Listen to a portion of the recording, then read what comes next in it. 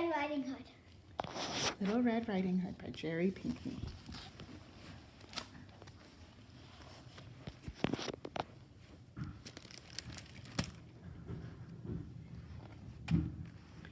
In a small cottage there lived a sweet little girl and her dear mother, who once made for her daughter a lovely red riding hood. The child cherished it and wore it everywhere, so that in the village affectionately called her Little Red Riding Hood. One day Mother cooked some delicious chicken soup and raisin muffins. "Your grandmother is not well," she told her daughter as she packed warm treats. "Go see how she is faring. Mind you, little miss," she instructed, "be certain to go straight there." Little Red Riding Hood set out at once. The gentle sounds of the child's footsteps in the new snow, crunch, crunch, kept her company. Oh, how peaceful, she thought, catching a snowflake on her tongue. I wonder if Grandmama will be surprised to see me. By and by, Little Red Riding Hood met a sly wolf. The wolf, who was always hungry, had a mind to eat her up at once. But he thought better of it when he heard chop, chop of woodcutters nearby. "Where are you going, little one?" he asked in his most pleasant voice. "My grandmother is not well today," said Little Red Riding Hood, forgetting that her mother did not want her to delay. "I'm taking chicken soup and muffins." The clever creature smiled. "Does she live far from here?" he asked. "No," said Little Red Riding Hood, "just behind the mill from the pond next to the big oak tree."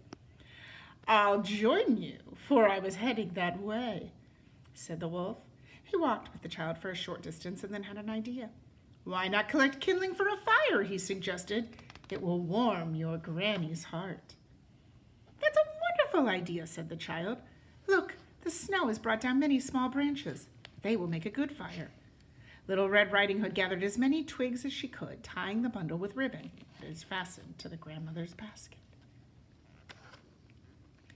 In the meantime, the cunning wolf slipped away to grandmother's cottage with great haste. Tap, tap, he knocked. I love how the author has used different words to describe the wolf. Sly, cunning. What words would you use to describe the wolf?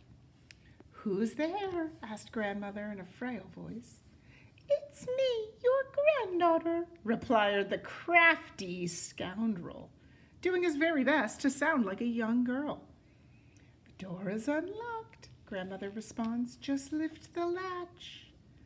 Oh, so we have a crafty, cunning, sly wolf trying to sound like the granddaughter. Once inside, the wolf leaped up, startled the woman, and gobbled her down whole. He shut the door and dressed himself in one of grandmother's nightgowns.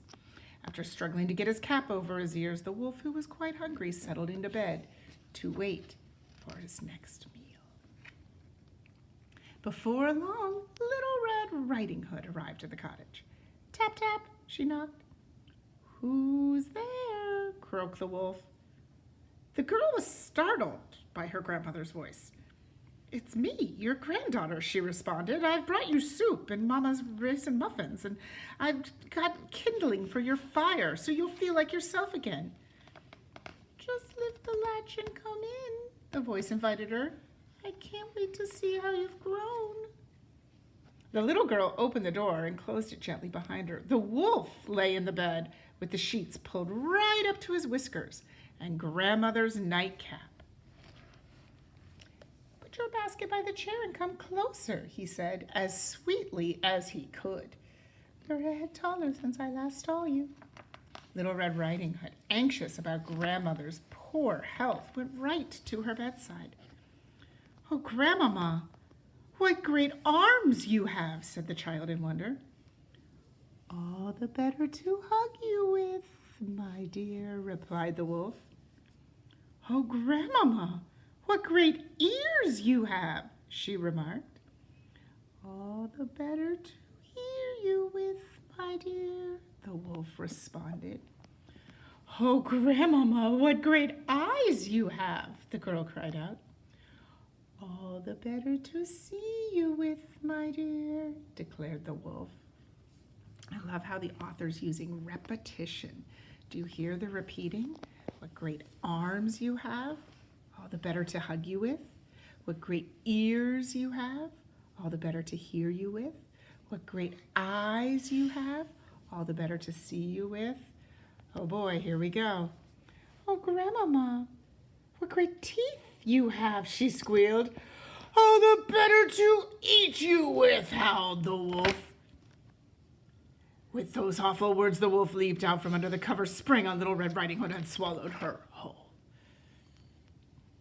Now, said the wolf with a satisfied sigh, a long nap after such a full meal, and climbed back into bed. The wretched creature snored so loudly that one of the woodcutters who was passing by the cottage wondered if something was wrong with the kindly old woman who lived there. As the man approached the door, he spotted 2 sets of fresh tracks leading to the front steps.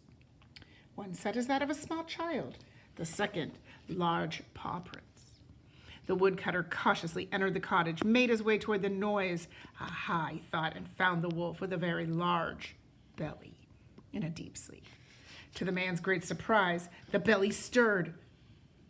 With one stroke of his axe, he killed the wolf. He cut out the animal's stomach, and there was Little Red Riding Hood with a smile as bright as fresh snow.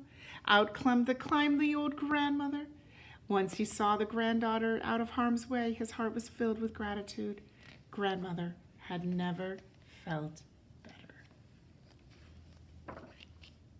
Later, after the woodcutter had buried the wicked wolf in the deep forest, he returned to warm himself by the fireplace where Grandmother had started the fire with Little Red Riding Hood's kindling. All 3 were comforted with Mother's chicken soup and raisin muffins. The sweet reminded the girl of home and what her grandmother had told her. As Little Red Riding Hood readied herself to leave, Grandmother said, "Now, little miss, be sure to go straight home." And she